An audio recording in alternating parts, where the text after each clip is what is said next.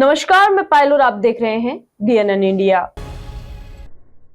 अजमेर के अजय नगर सतगुरु कॉलोनी निवासी 51 वर्षीय बुजुर्ग के साथ इन्वेस्टमेंट के नाम पर धोखाधड़ी का मामला सामने आया है, जिस पर पीड़ित ने आरोपितों के खिलाफ साइबर थाने में शिकायत दर्ज करवाई है, जहां पुलिस ने मुकदमा दर्ज कर जांच शुरू कर दी है। अजमेर के अजय नगर सतगुरु कॉलोनी निवासी 51 वर्षीय बुजुर्ग के साथ इन्वेस्टमेंट के नाम पर धोखाधड़ी का मामला सामने आया है, जिस पर पीड़ित ने आरोपितों के खिलाफ साइबर थाने में इसकी शिकायत दर्ज करवाई है। पुलिस ने मुकदमा दर्ज कर जांच शुरू कर दी है। साइबर थाने के एएसआई छोटू सिंह ने बताया कि 51 वर्षीय राजू टेकचंदानी सतगुरु कॉलोनी अजय नगर निवासी है। पीड़ित ने थाने में रिपोर्ट दी, जिसमें बताया कि 12 जुलाई के करीब फेसबुक के माध्यम से डिम्पी नाम की युवती उनके संपर्क में आई और उनके सामने इन्वेस्टमेंट की पॉलिसी रखी, जिसमें अमाउंट को 2 से 4 गुना करने की बात कही। पीड़ित युवती के बहकावे में आ गया और कुछ 1000 इन्वेस्ट किए, जिस पर शुरुआती स्टेज पर अमाउंट युवती के बताए अनुसार बढ़ा, जिस पर पीड़ित ने थोड़ा थोड़ा करते हुए करीब 10 लाख रुपए की राशि इन्वेस्ट की। इसी बीच पीड़ित को एक वेबसाइट का लॉगिन पासवर्ड भी प्रोवाइड करवाया गया। उस पर अमाउंट क्रिप्टो करेंसी में प्रदर्शित होता था। पीड़ित ने बताया जब उसे रुपया वापस विड्रॉल करवाना था, तब युवती ने 11 लाख और ट्रांसफर करने की बात कही और लगातार पीड़ित पर ट्रांसफर करने को लेकर दबाव बनाती थी। पीड़ित ने बताया कि युवती के साथ 2 अन्य व्यक्ति भी शामिल हैं।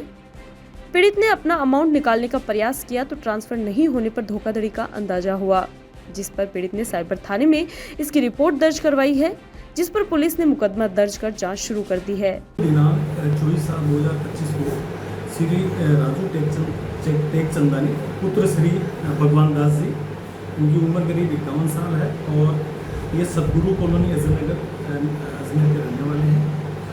और इनको दिनांक 12/7 को कोई लड़की है डिम्पी नाम की, उसने फेसबुक के माध्यम से संपर्क किया था और पैसा इन्वेस्टमेंट करने के लिए और बहुत जल्दी दुगुना चौगुना फ़ायदा देने के लिए इसको लगाया था।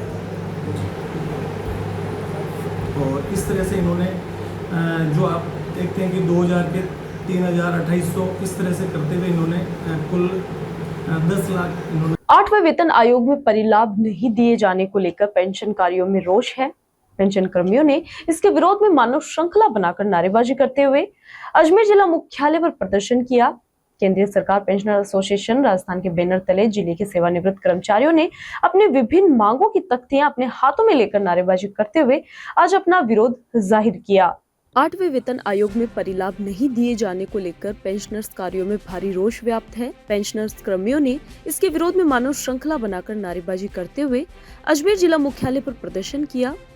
केंद्रीय सरकार पेंशनर्स एसोसिएशन राजस्थान के बैनर तले जिले के सेवानिवृत्त कर्मचारियों ने अपनी विभिन्न मांगों की तख्तियां अपने हाथों में लेकर नारेबाजी करते हुए विरोध जाहिर किया। सेवानिवृत्त कर्मचारियों का कहना है कि सरकार द्वारा लाए विधेयक में अनुच्छेद 14 समानता के अधिकार का हनन हो रहा है।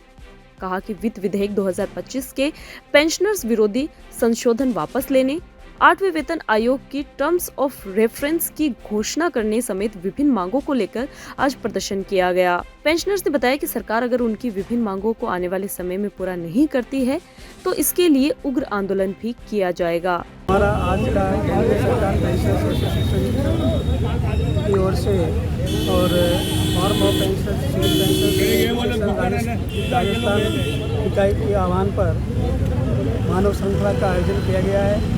ये मानव श्रृंखला एकजुट होकर के सरकार को ये मांग मनवाने के लिए ये हमारा पहला चरण है। इसमें 8वें वेतन आयोग का परिलाभ पूर्व पेंशनर्स 1/26 से पूर्व पेंशनर्स को नहीं देने का जो विधेयक पास किया है, इसलिए उस विधेयक में इन्होंने पेंशनर्स को 2 भागों में बांट करके एक मतभेद उत्पन्न कर दिया है, जिससे हमारे संविधान की धारा 14 का स्पष्ट है जो अवहेलना की है और हमारी सामाजिक सुरक्षा को जो इन्होंने दरकिनार कर दिया है।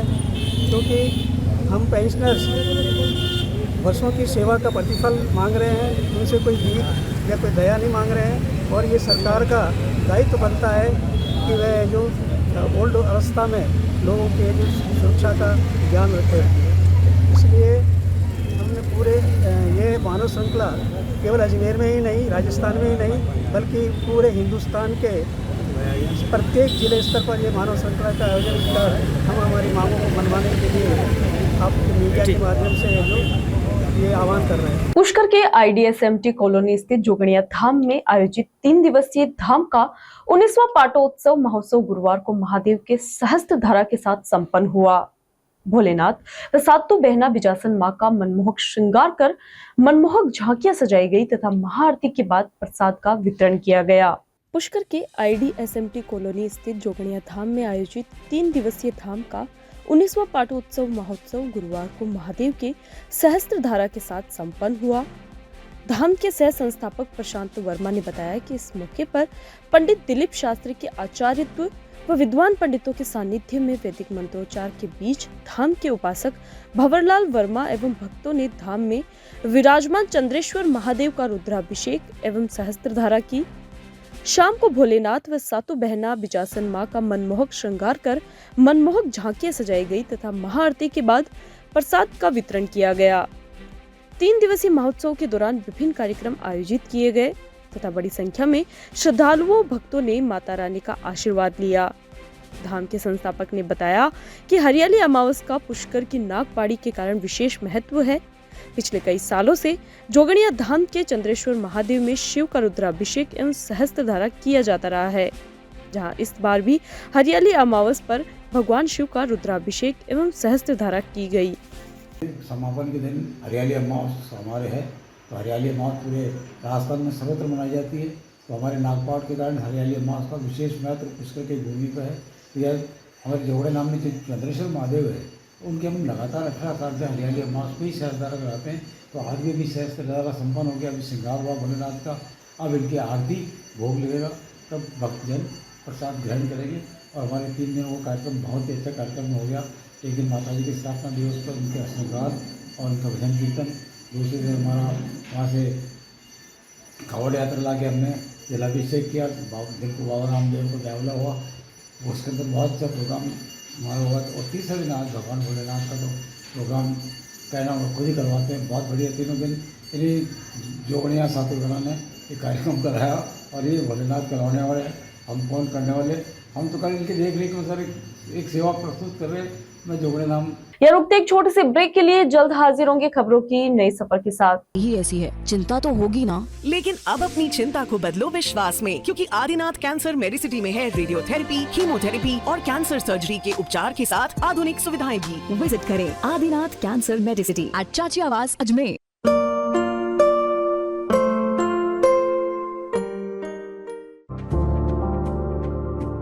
Are you not excited? Holidays will be very boring for me.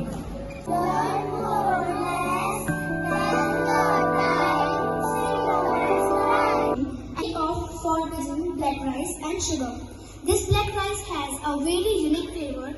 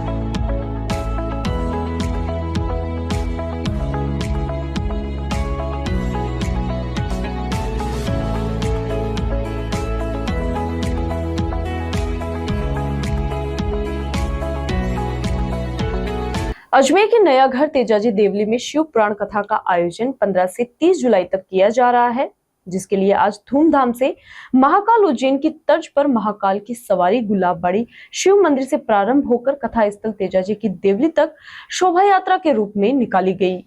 Ajmer के नया घर तेजाजी देवली में शिव पुराण कथा का आयोजन किया जा रहा है। इस कथा का आयोजन 15 जुलाई से 30 जुलाई तक होगा। जिसके लिए आज धूमधाम से शोभा यात्रा निकाली गई।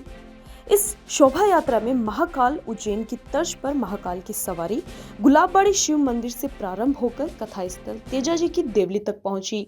ये शोभा यात्रा सुबह 10 बजे से शुरू होकर शाम 4 बजे तक चली, जिसमें भारी संख्या में पुरुष, महिलाएं व बच्चों समेत शहर के कई शिव भक्तों ने बढ़ चढ़कर हिस्सा लिया।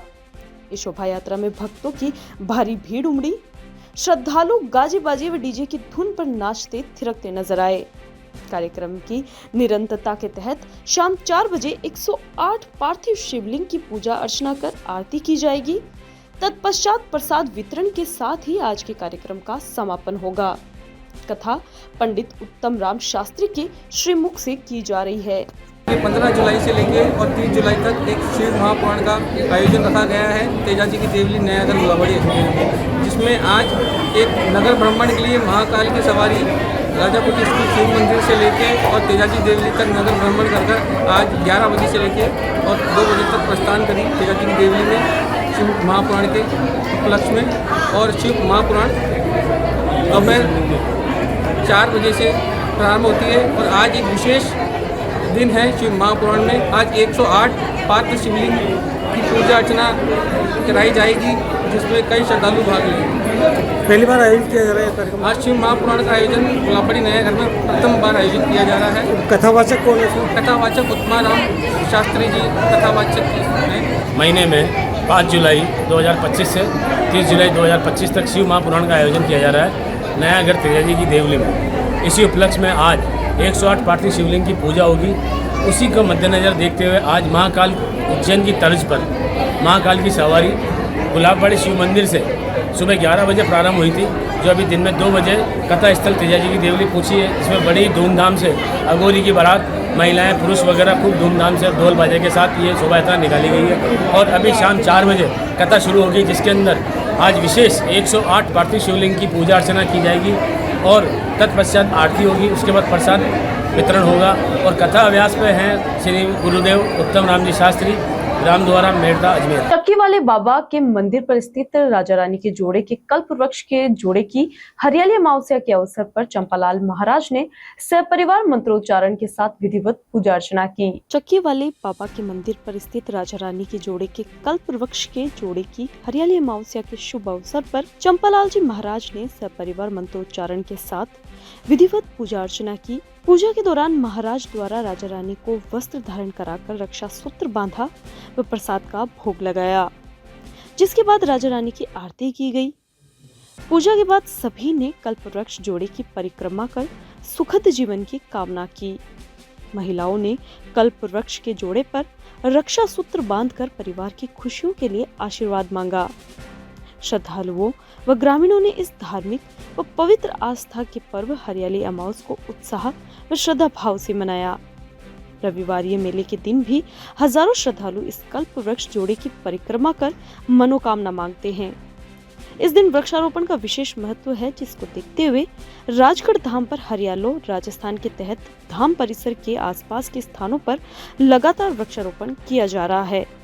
महाराज ने धाम पर आने वाले प्रत्येक श्रद्धालुओं से अपील की है कि वह अपने अपने स्थानों पर कम से कम 5 वृक्ष जरूर लगाएं। धाम पर व्यवस्थापक ओम प्रकाश सेन, अविनाश सेन, राहुल सेन, रमेश सेन आदि का योगदान महत्वपूर्ण रहा। खबरों के सफर में अभी सिर्फ इतना ही, फिर हाजिर होंगे खबरों के नए सफर के साथ। तब तक के लिए दीजिए इजाजत। नमस्कार।